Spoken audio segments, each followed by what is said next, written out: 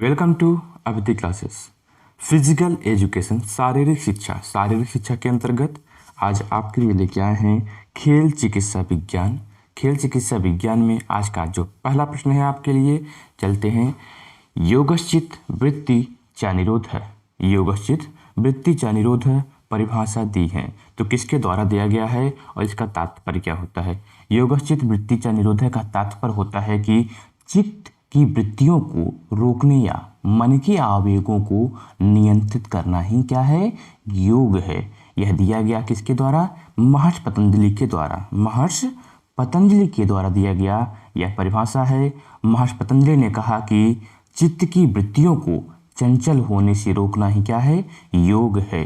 तो जबकि वहीं पर महर्षि वेदव्यास ने कहा था कि योग क्या है? समाधि है। योग समाधि के अंतर्गत आता है। अगला प्रश्न देखते हैं। यहाँ पर है कि ऑक्सीजन लेना है। मैंने आपको बताया था कि ऑक्सीजन लेना, निकालना, रोकना, ये सभी क्या हैं? यहाँ पर जो है देखिए, पूरक, रेचक और कुंभक। अब पूरक रेचक क्या होते हैं? पूरक का क्या अर्थ होता है? श्वास को लेना। रेचक का क्या हुआ? श्वास को छोड़ना। रेचक क्या हुआ? रेचल, बाहर निकल, हाँ, तो श्वास को छोड़ना। जबकि होता क्या है? जो श्वास को रोकने की प्रक्रिया है उसे हम क्या कहते हैं? कुंभक कहते हैं। तो यहाँ पर क्या पूछा जा रहा है? ऑक्सीजन लेना। तो ऑक्सीजन लेना यानी कि यहाँ पर क्या हो जाएगा? पूरक, यानी कि भाई क्या करो? पूरा भर लो, है ना। तो पूरक क्या हो गया? ऑक्सीजन लेना। अगला प्रश्न है कि ध्यानात्मक आसन है। ध्यानात्मक आसन है तो ध्यानात्मक आसन में क्या क्या आएगा? पद्मासन आता है और वज्रासन, है ना। पद्मासन और वज्रासन जो है क्या? ध्यानात्मक आसन के अंतर्गत आते हैं। अब जो ये ऐसे आसन है, कौन से? वज्रासन एक ऐसा आसन है जिसे भोजन करने के बाद जो है किया जा सकता है और करते हैं लोग जो है किसके समय? दोपहर के समय जब भोजन करते हैं, ठीक है, तो वज्रासन करते हैं। ध्यान देखिए, अगला प्रश्न देखते हैं। यहाँ पर है कि स्थिरम सुखम आसनम। स्थिरम सुखम आसनम परिभाषा है तो यह जो है किसके द्वारा दिया गया और या फिर जो है क्या है, किससे जुड़ा हुआ है? तो इसका तात्पर्य क्या है?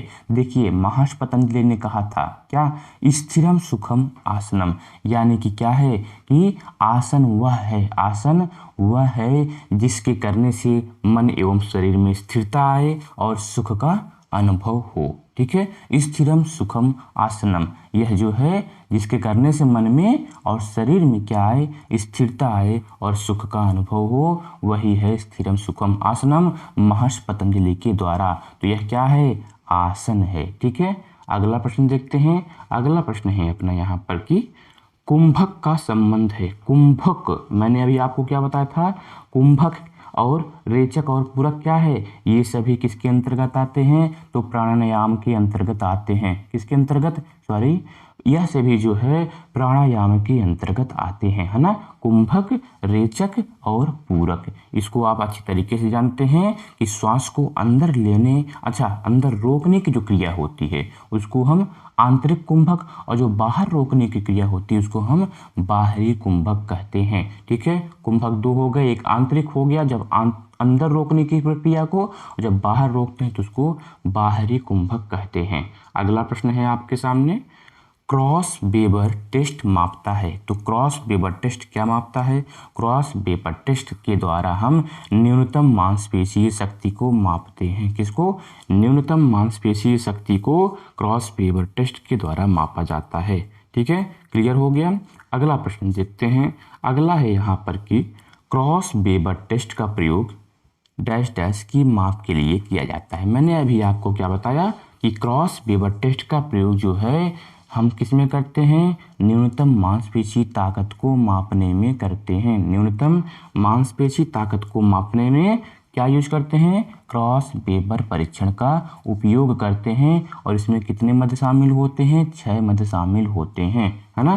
क्या होते हैं? 6 मध्य शामिल होते हैं, जिसको हम न्यूनतम मांसपेशी ताकत या फिर पुष्टि को मापने के लिए उपयोग में लाते हैं। अगला प्रश्न देखते हैं। यहाँ पर है कि मानव मितीय त्वचा परत माप में, जिसको आप स्किन फोल्ड बहुत अच्छे से जानते हैं अगर इंग्लिश में देखें तो, है ना। स्किन फोल्ड मेजरमेंट में मानव शरीर के निम्नलिखित में से किन हिस्सों पर विचार किया जाता है? तो भाई किन हिस्सों पर विचार करेंगे? देखिए वो ट्राइसेप्स भी है, यानी कि है ना, क्या है आपका जांग, है ना, जांग भी है, बाजू भी है ना, उदर भी है, ठीक है ना, ये हो गए, अधश्रोणीय भी है, अंशफल।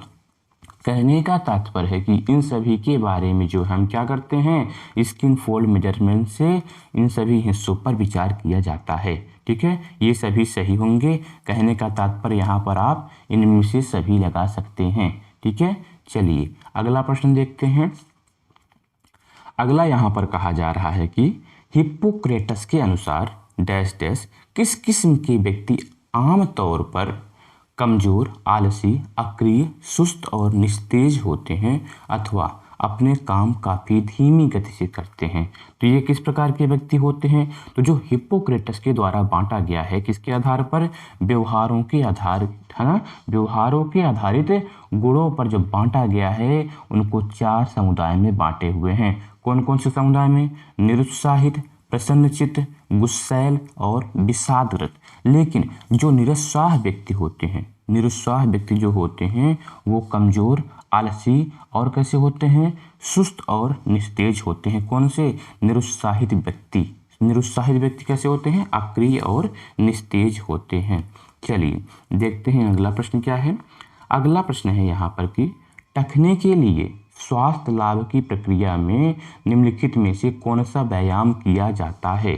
टखने के लिए क्या करना है? स्वास्थ्य लाभ की प्रक्रिया में जब भी ये पूछा जाए तो आप क्या लगाओगे? डॉर्सीफ्लेक्शन।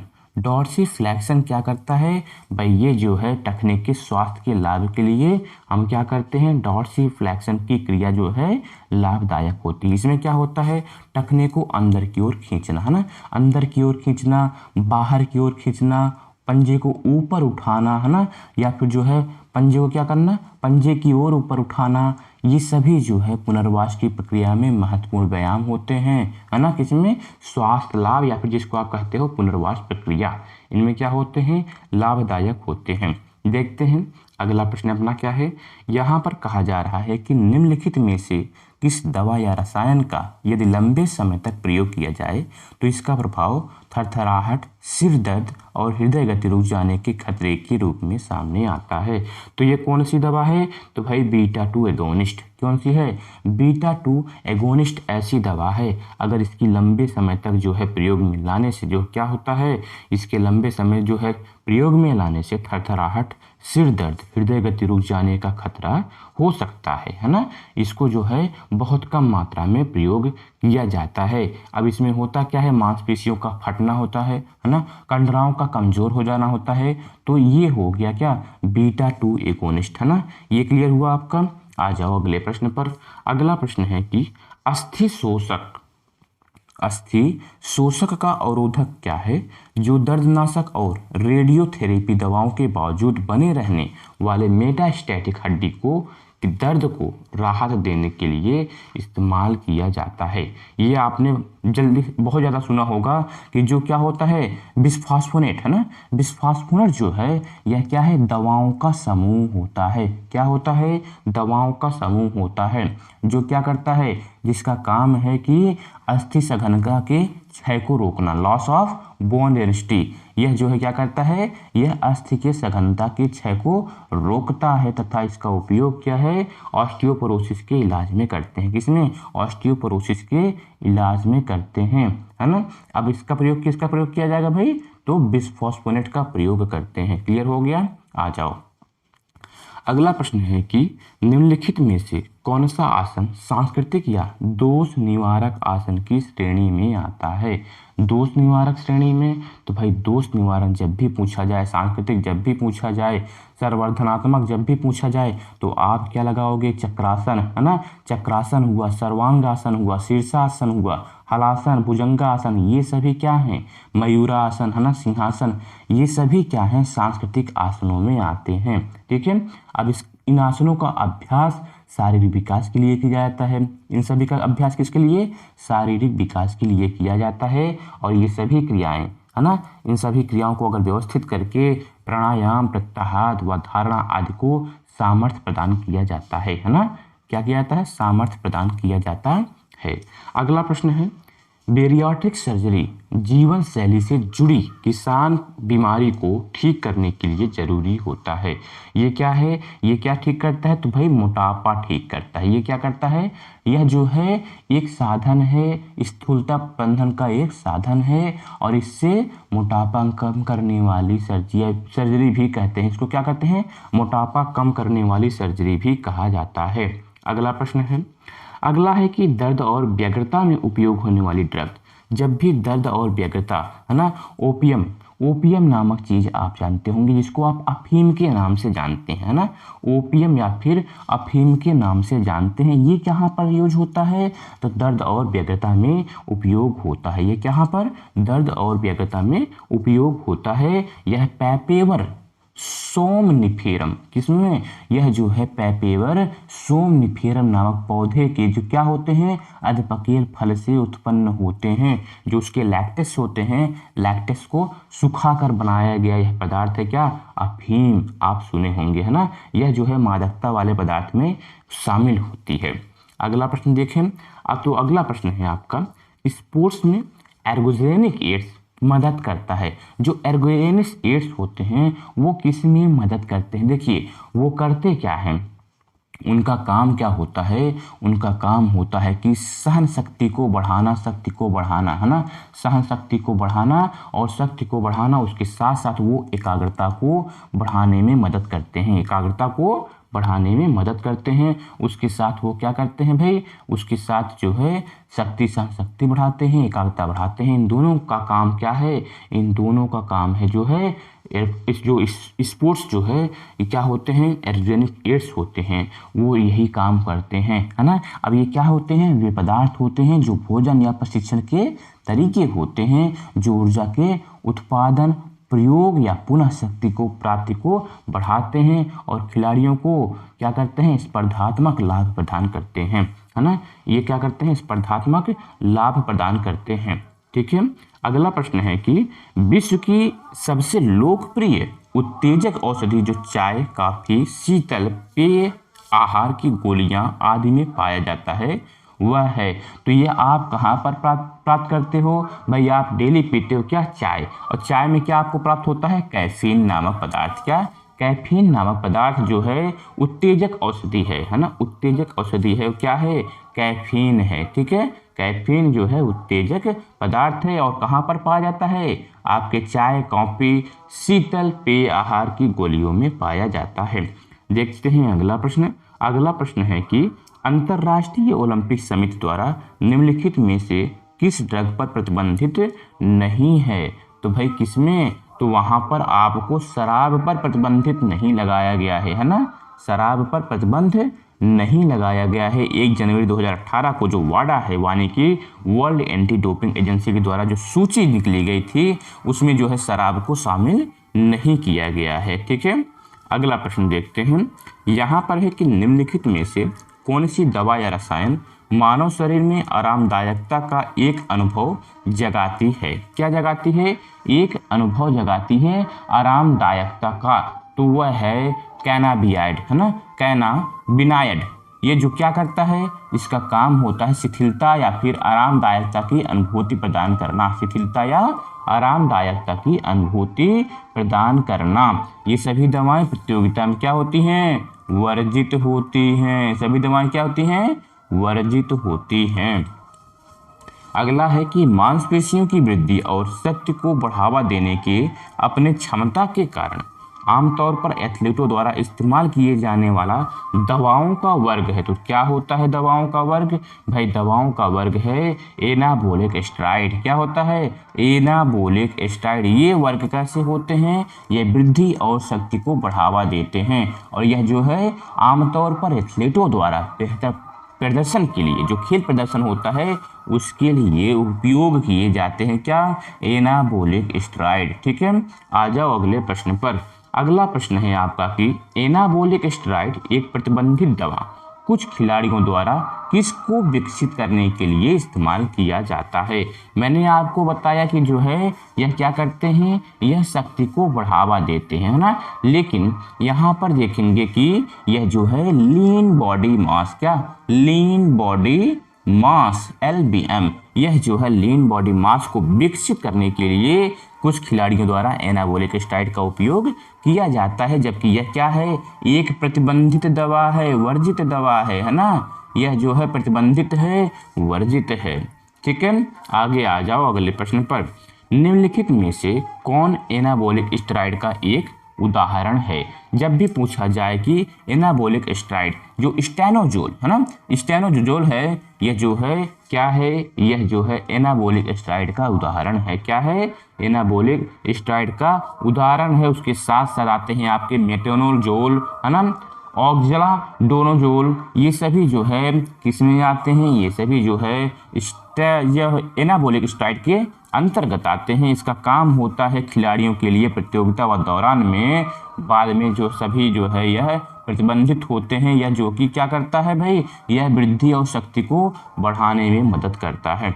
ठीक है, अगला प्रश्न देखते हैं। अगला प्रश्न है कि निम्नलिखित में से कौन सांश्लेषिक नशीला पदार्थ है जिसकी संरचना एड्रेनलिन के समान है, एड्रेनलिन के समान होता है? तो देखिए एम्फेटेमिन्स जो है यह क्या है, इसकी संरचना कैसी होती है, यह नशीला पदार्थ है। क्या है? नशीला पदार्थ है, और इसकी संरचना एड्रेनलिन के समान होता है। ठीक है, चलो आ जाओ अपने अगले प्रश्न पर। अगला प्रश्न क्या है अपना कि यहाँ पर नींद की गोली के प्रमुख संगठक अगर देखा जाए तो क्या होगा, बारबीटूरेस्ट जो है, बारबीटूरेस्ट जो होता है क्या है, यहाँ पर पूरा बता दें भैया आपको कि बारबीटूरेस्ट जो है यह क्या है, नींद की गोली का प्रमुख घटक है ना, प्रमुख संगठक है, जो केंद्रीय तंत्र का तंत्र अवसाद यानी कि सेंट्रल नर्वस सिस्टम डिस्टर्बेंस यानी कि CNSD के रूप में कार्य करता है। यह नींद की गोली प्रमुख रूप से किस में उपस्थित रहता है, तो भाई नींद की गोली जो है प्रमुख संगठक है किसका, बारबीटूरेट्स का है ना, जिसमें नींद की गोली शांतिकर औषधि के रूप में सही तरीके से कार्य करती है। अगर इसकी अत्यधिक मात्रा ले ली गई तो क्या, मौत का कारण बन जाती है। और जो है चलते हैं अपने अंतिम प्रश्न की तरफ, और वीडियो को लाइक शेयर सब्सक्राइब और कमेंट करके जरूर बताएं कि कैसा लगा आज का वीडियो है ना। योग के एक तत्व के रूप में आत्मनियंत्रण की एक प्रक्रिया है जिसमें कोई व्यक्ति अपनी इंद्रियों पर नियंत्रण करने में सक्षम हो जाता है और मानसिक एकाग्रता को बाधित करने वाली बाहरी वस्तुओं द्वारा इंद्रियों में कोई हरकत नहीं होती है। तो यह क्या है, यह जो है प्रत्याहार है, आत्मनियंत्रण क्या है, प्रत्याहार है, प्रत्याहार है। यह क्या है, एक आत्मनियंत्रण की प्रक्रिया है जिसमें व्यक्ति अपनी इंद्रियों पर नियंत्रण करने के योग्य हो जाता है। वास्तव में मस्तिष्क व इंद्रियों को अंतर्मुखी करना ही क्या कहलाता है, प्रत्याहार कहलाता है। और आज का जो अंतिम प्रश्न आपके लिए है वह जो है, खेलों में पुनर्वास का क्या प्रयोग करने से होता है, खेलों में पुनर्वास क्या प्रयोग करने से होता है, यह आपके लिए प्रश्न है कि खेलों में पुनर्वास है ना, खेलों में पुनर्वास किस विधि के द्वारा होता है, पुनर्वास है ना, पुनर्वास जो है किस विधि के द्वारा किया जाता है। उसमें आपका 2 ऑप्शन होगा, पहला ऑप्शन है क्या, हाइड्रोथेरेपी, दूसरा है हाइड्रो है ना, हाइड्रोथेरेपी पहला है, दूसरा है कि संशोधित व्यायाम या फिर करेक्टिव एक्सरसाइज, करेक्टिव एक्सरसाइज। ठीक है, करेक्टिव एक्सरसाइज, ये 2 ऑप्शन है आपके लिए। इसमें से आपको बताना है कि खेलों में पुनर्वास क्या प्रयोग करने से होता है, हाइड्रोथेरेपी या फिर करेक्टिव एक्सरसाइज। इस प्रकार से जो आज का वीडियो है यहीं पर होता है समाप्त। बहुत बहुत धन्यवाद, नमस्कार, जय हिंद, जय भारत।